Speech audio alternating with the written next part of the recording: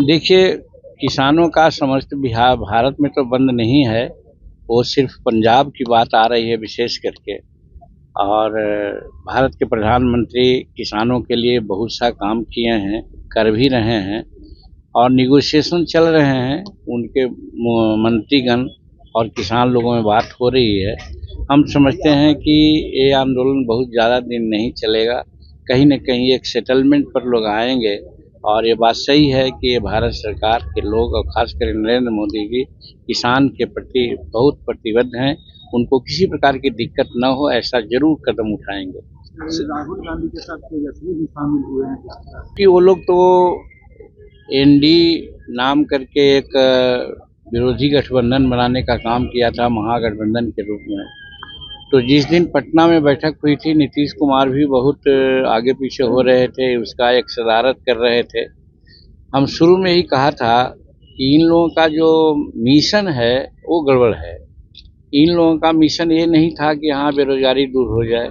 इन लोगों का ये मिशन नहीं था कि हमारा चंद्रयान जो गया है चंद्रमा पर वो सफल हुआ है, उसके बारे में कुछ बात करें।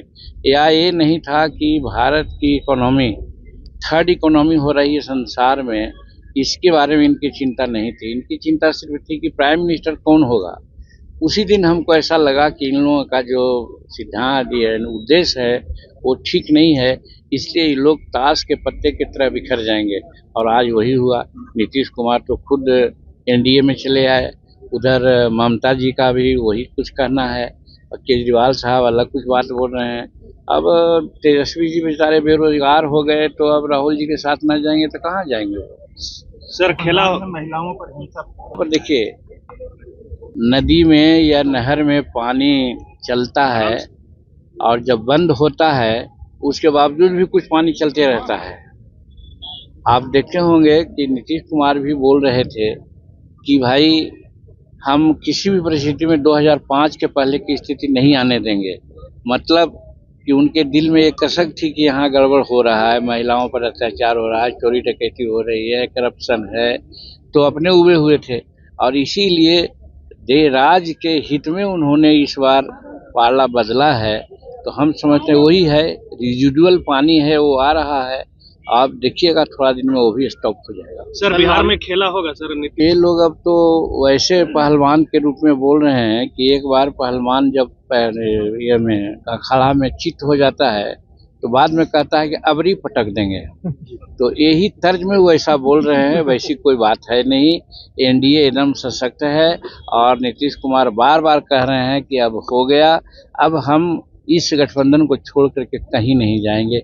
ये बार बार वो कह रहे हैं, हर लोगों से मिलते हैं तो कह रहे हैं, तो उनके बात पर विश्वास किया जाना चाहिए। क्योंकि पहले हम लोग भी कहते थे, हम पर गुस्सा करते थे, लेकिन हम कहते थे कि सर ये क्या हो रहा है।